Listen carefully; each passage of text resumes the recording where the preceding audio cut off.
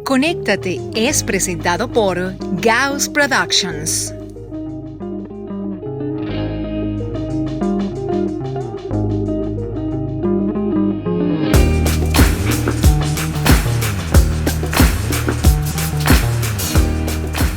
Hola, sean todos bienvenidos a un nuevo episodio de Conéctate, que ustedes pueden disfrutar cada jueves en su estreno a las 5 de la tarde, activando la campanita y suscribiéndose a mi canal YouTube. En esta ocasión, con un invitado súper especial, se trata de Leonardo Padrón, como todos saben, venezolano. Él es poeta, guionista de cine, televisión, cronista, editor, locutor venezolano, pero muy especialmente desde donde está le lleva el pulso a lo que sucede a Venezuela. Hoy hemos querido entrevistarlo porque sin duda es un personaje dentro de la cultura venezolana y pues es noticia en este momento porque ha revelado recientemente la culminación de la grabación de una serie escrita por él para Netflix. Leonardo, muchísimas gracias por concedernos estos minutos de tu tiempo. Encantado, Aymara. Siempre para ti estaré disponible. Muchísimas gracias. Siempre es un gusto hablar contigo porque tenemos una afinidad común y es la poesía, que en tu caso tiene un papel fundamental en tu vida. Para ti, ¿concibes la vida sin la poesía en este momento, a pesar de que profesionalmente te has desempeñado en diversas facetas de la escritura? Bueno, es que yo allí estoy absolutamente de acuerdo en lo que solía decir Octavio Paz, que además lo desarrolló ampliamente en uno de sus mejores libros que se llama El arco y la lira, donde él decía que había que hacer una distinción entre la poesía y el poema, y que la poesía es una forma de vida, es una forma de estar en el mundo, es una forma de ver las cosas, de asumir la condición humana, de presentarse ante las situaciones que arman el discurso de la vida. Y el poema es la ejecución bueno, de esa visión a través de la herramienta del lenguaje, pues, ¿no? Y yo voy a cualquier ámbito profesional en el que me desarrolle e incluso a cualquier ámbito emocional, porque, bueno, desde que descubrí esa mirada que te otorga la poesía, creo que me generó una suerte de epifanía, y a la cual no voy a renunciar ya más nunca. Creo que ninguna persona que se asoma a la poesía como fenómeno existencial la abandona, ¿no? Entonces yo, bien sea que esté escribiendo una telenovela, bien sea que esté escribiendo un artículo, una crónica, bien sea que esté escribiendo un libro de literatura infantil o haciendo una entrevista, creo que ahí está la mirada, pues, ¿no? La mirada de la que te acabo de hablar. Y esa mirada, Leonardo, está reñida con esta imagen del poeta maldito, con esta imagen que existe incluso hoy en la juventud que da sus primeros pasos en el mundo de la poesía, que no se compagina con algunos valores o que no se compagina con llevar una vida dentro de esta normalidad, de la normalidad de la creación, de la normalidad de la productividad. Bueno, yo creo que primero habría que empezar por deslastrarse de la imagen estereotipada que hay sobre lo que es un poeta, ¿no? Mucha gente cree que un poeta que es alguien que anda como despegado del suelo, despegado de la realidad, que es incapaz de, no sé, de cambiar un caucho de un carro o es incapaz de ganarse la vida a través de otra profesión. Creo que esa es una imagen que le ha hecho incluso daño, pues, ¿no? A la mirada que se tiene sobre los poetas, pues. Sí hay unos cuantos, una buena cantidad de poetas que efectivamente uno los puede llamar que son poetas en estado químicamente puro. Yo recuerdo muchísimo a Juan Sánchez Peláez, que fue uno de mis mentores, uno de los grandes poetas de la literatura venezolana, que tú lo sentías que era alguien absolutamente atravesado por la poesía, pues, ¿no? Y que la cotidianidad lo abrumaba, pues, ¿no? Ese sentido práctico de la vida que a veces hay que tener para resolverla, ¿no? Incluso a mí hay algunas facetas que efectivamente puede que me desborden, pero pocos, incluso escritores, viven de su oficio y generalmente la mayoría de las veces son narradores, novelistas, pero son casos contados. Entonces, obviamente uno tiene que desempeñar otros oficios. Lo que pasa es que yo lo que dije fue, yo voy a desempeñar mi oficio, el que me dé mi 15 y último, pero alrededor, orbitando, alrededor de la única habilidad de la que dispongo, que es la de las palabras, juntar las palabras de alguna manera para que tengan cierta música, cierto sentido, cierta capacidad de contar o de decir, ¿no? Entonces, bueno, me dediqué a escribir televisión, que obviamente es un oficio un poco más rentable que escribir solamente. Sin duda. Sin duda alguna. Esa novela cultural que fue para ti tu patrón de referencia y fue determinante en tu formación, pudiera tener su segunda edición en la realidad que vivimos hoy día. Y no quisiera circunscribirla a la de la realidad venezolana, porque, bueno, la realidad venezolana es muy particular, pero sí al contexto realidad que estamos viviendo globalmente, donde pareciera que la localidad se impone. Buena parte de las grandes figuras y los grandes talentos no están en Venezuela, como es tu caso, pero siguen viviendo a Venezuela. Sí, bueno, eso es una pregunta que puede tener distintos surcos para responderla, porque, por ejemplo, yo te diría que eso que tú llamas el hito de la novela cultural en Venezuela, cuyo figura más emblemática fueron José Ignacio Cabruja, Julio César Mármol, Ixen Martínez, Salvador Garmendia, y que después de allí nos desprendimos otras figuras como, bueno, Alberto Barrera Tisca, yo, podría decir Mónica Montañez también, César Miguel Rondón, por supuesto.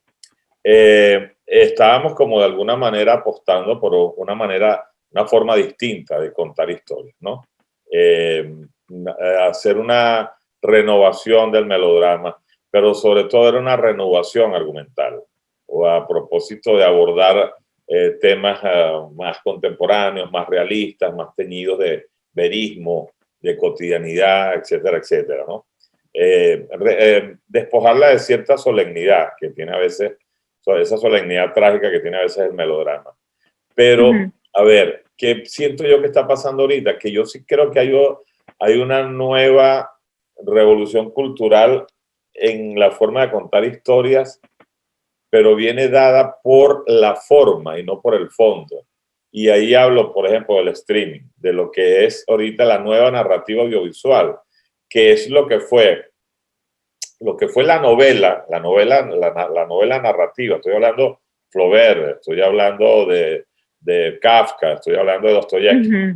Lo que significó la novela para el mundo en el siglo XIX, lo que significó el cine para el mundo en el siglo XX, yo creo que ahorita las plataformas narrativas del streaming, Netflix, Amazon, Hulu, HBO Max, etcétera, están generando una nueva manera de narrar las historias que está muy vinculada además al discurso literario y al discurso cinematográfico. Entonces ahí se está revolucionando la forma de contar historias y, por supuesto, como ahí hay una gran libertad narrativa, porque no estás atada a la censura de la televisión abierta, se están abordando temas absolutamente, en algunos casos revulsivos, en otros casos polémicos o temas inéditos.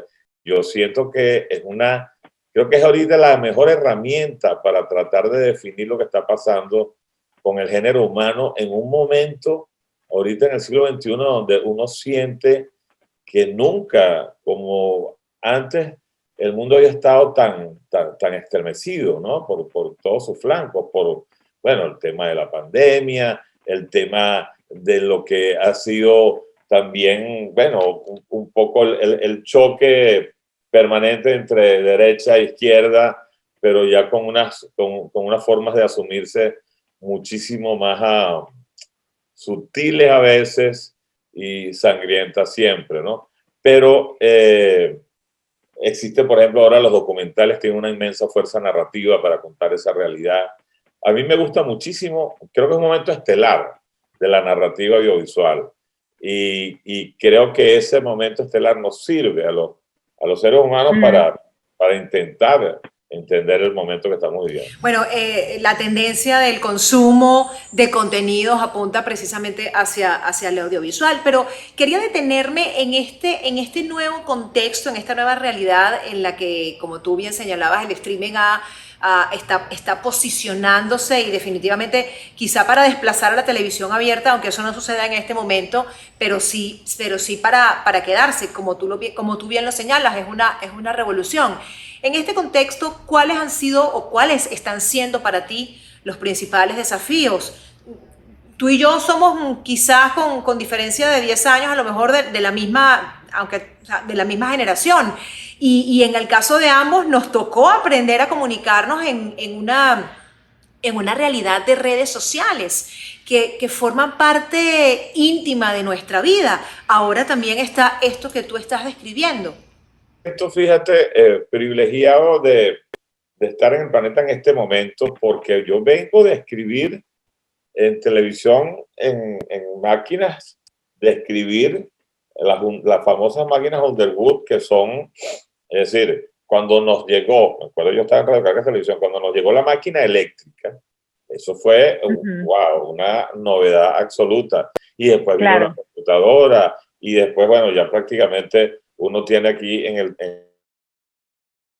la tecnología que va a una velocidad de vértigo, ha hecho que uno, como oficiante y como consumidor de ella, tenga que de verdad, bueno, estar muy activado, ¿no? Para que el siglo no te deje atrás y para tú poder seguir comunicándote a través de esas nuevas formas tecnológicas. Pero a mí me encanta todo lo que yo he asistido y que tú también, seguro como testigo de esto, o sea, a mí me parecía antes el fax, me parecía magia, que tú ponías un fax en Nueva York, en Manhattan, metías un papel en una máquina y el papel aparecía en Caracas, en los Palos Grandes.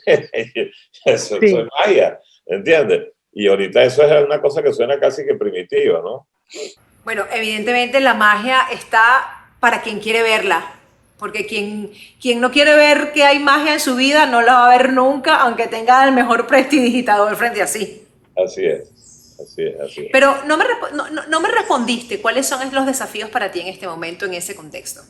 Bueno, es que los desafíos son muy amplios. Bueno, es que además uno está eso, además en contexto de exilio, está en contexto de cómo codificar tu realidad narrativamente, en el contexto de cómo no quedarte atrás en función de las nuevas generaciones que tienen otras nuevas herramientas de comunicación, sin duda alguna. Es decir, yo no soy millennial, yo soy lo que llaman boomer, ¿no? Entonces, no te creas, yo me siento que no me he podido parar el pupitre. Estoy permanentemente en el pupitre como aprendiendo, porque incluso, fíjate, para ejercer mi oficio con el que me gano la vida, que es contar historias, es decir, yo soy lo que llaman un storyteller, la narrativa audiovisual está permanentemente mejorándose, innovándose. Entonces, insisto, yo no puedo parpadear un segundo y descuidarme porque me deja atrás el siglo, ¿no? ¿Cómo ha influido, Leonardo, el exilio, como tú lo has llamado, en tu rutina de trabajo creativo? Bueno, mucho. Primero porque, bueno, el exilio genera, y creo que además, cuando eres escritor, uno tiende a procesar el asunto, es decir, rumias intelectualmente mucho lo que significa el desapego, el sentido de pertenencia, la pérdida de tu hábitat natural. Hay todo un procesamiento de que fracasas y que la página blanca no te alcanza para poder expresar la desazón interna. Entonces, a uno como escritor se le genera no solamente la angustia que se genera a todo el mundo de que, bueno, ¿cómo recomienzo la vida? ¿Cómo vuelvo a conseguir un centro vital, una brújula? Sino además cómo lo codifico en términos de mi herramienta de respiración, que es el lenguaje. Entonces, en un principio, yo me sumergí en un silencio tremendo. Yo decía, pero no puede ser que yo no pueda ponerle palabras a lo que estoy viviendo, a esta experiencia, ¿no? Del exilio.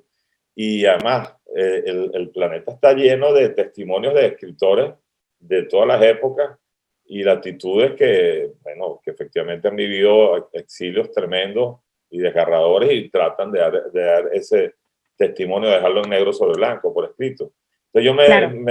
me he impelido a querer hacerlo y a veces me cuesta porque además estoy en estado de supervivencia, en estado, ok, tengo que activarme, yo tenía 30 y pico de años de carrera ya en la televisión, yo tengo que reactivar mi carrera aquí. Es decir, hay dos ritmos, el ritmo interno y el ritmo externo que a veces uno va contra el otro, ¿no? No es fácil. No es fácil, pero ha sido prolijo, porque prueba de ello es este nuevo paso que significa en tu carrera formar parte de los creadores en Netflix. Confieso que efectivamente yo he sido afortunado, sí debo decirlo. Primero porque pude activarme muy pronto en lo que es mi oficio natural, que es escribir para televisión, y ya tengo 3 proyectos escritos para Televisa, México, y para Univisión, Estados Unidos, porque lo que se produce para uno se transmite en ambos países. Era como el mismo lenguaje que había manejado siempre, claro, sin poder describir a los venezolanos sobre su realidad, sino otras realidades, pero de repente, bueno, me llega esta llamada de Netflix que no me la esperaba, ni siquiera la estaba procurando. Y bueno, para mí ha sido un hito, porque bueno, era como, además, yo soy capaz de hacer el crossover como escritor de televisión abierta a escribir series. Bueno, me las paso consumiendo series. Yo digo, bueno, claro que tú vas a tener que hacerlo. Y felizmente lo que les presenté les encantó y bueno, ya hasta lo terminamos de grabar y todo, ¿no? Y por supuesto no puedes contar mayor cosa, como decimos aquí en Venezuela, sobre esa serie. ¿Cuál es el leitmotiv de la serie? No, es un thriller. Yo diría, yo lo defino como una historia de amor en clave de thriller, ¿no? Porque a mí me gustan también las historias donde una de las pulsiones narrativas es una historia de amor. Bueno, vengo digamos, esa es como mi experticia. Pero es que es inevitable que el amor no esté en toda historia porque es parte de la naturaleza del ser humano. Claro, es el motor. Entonces, pero claro, me gustaba mucho transitar esa historia en el código del thriller, que siempre es tan atractivo, que te genera, bueno, toda esa adrenalina del suspenso y de la acción. Y bueno, para mí ha sido sensacional porque además escribo con muchísima libertad, no tengo la premura de que tengo que entregar un capítulo a los 3 días, sino que a veces me puedo demorar con un capítulo 15, 20 días, con un guión 15, 20 días. Los primeros guiones me tardé un mes haciendo cada uno. Una cosa que yo nunca tuve la dicha porque la televisión abierta generalmente está asignada por la prisa que es tan enajenante. Pues, claro. ¿no? Sí. Y que es tan terrible para uno porque, bueno, tú lo sabes muy bien, porque tú también escribes poesía. Un poema puede pasar 6 meses con un poema de 10 líneas. Sí. En cambio, un capítulo de 40 páginas tienes que escribirlo muchas veces en un día. Y un poema te permite la revisión, mientras que un guión de una telenovela para señal abierta no. El reposo. Exacto, el reposo, que es tan importante, lo que llaman la gaveta, meter en la gaveta el texto, dejar que allí se madure o se pudra, pues, ¿no? Y ya veremos lo que pasa con él. Pero creo que una de las cosas más hermosas que me ha pasado es que Netflix me ha devuelto esa posibilidad de trabajar las historias con la morosidad necesaria que necesita todo código artístico. Bueno, Leonardo, de verdad que siempre es un placer escucharte, siempre es un placer conversar contigo y más aún cuando es para hablar de buenas noticias, a pesar de las condiciones, como tú bien lo has llamado, de exilio en la que te encuentras, pues conocer y poder compartir a través de este espacio, conéctate, estas buenas noticias y este triunfo que estás cosechando en este momento, que lo estás haciendo tú como otros tantos venezolanos que están fuera del país. Muchísimas gracias, me encanta. A mí una de las cosas que más me ha conmovido, Aymara, es el entusiasmo, la alegría de la gente, de los venezolanos. Cuando anuncié la noticia, es impresionante lo que pasó en las redes. Bueno, además la cantidad de entrevistas que he tenido que dar, pero la gente de a pie, no sabes lo que ha sido, no sabes, de verdad, qué bonito, qué bonito. Y creo que también hay una escasez de buenas noticias. Eso refleja. Hay una escasez de buenas noticias sin duda alguna, pero eso que tú estás comentando refleja lo que en esencia somos los venezolanos, estemos donde estemos y que nos permite seguir conectados, celebrando el triunfo de otros tantos que como tú tienen la fortuna de comenzar. Que tienen la fortuna de poder comenzar de nuevo y de hacerlo además con buen pie. Espero que se conecten todos. Muchísimas gracias, Leonardo. Bueno, pues así será. Todos estaremos muy pendientes de ese gran estreno de esa serie que has escrito para Netflix. Muchísimas gracias, Leonardo. Nosotros nos despedimos hasta un nuevo episodio de Conéctate.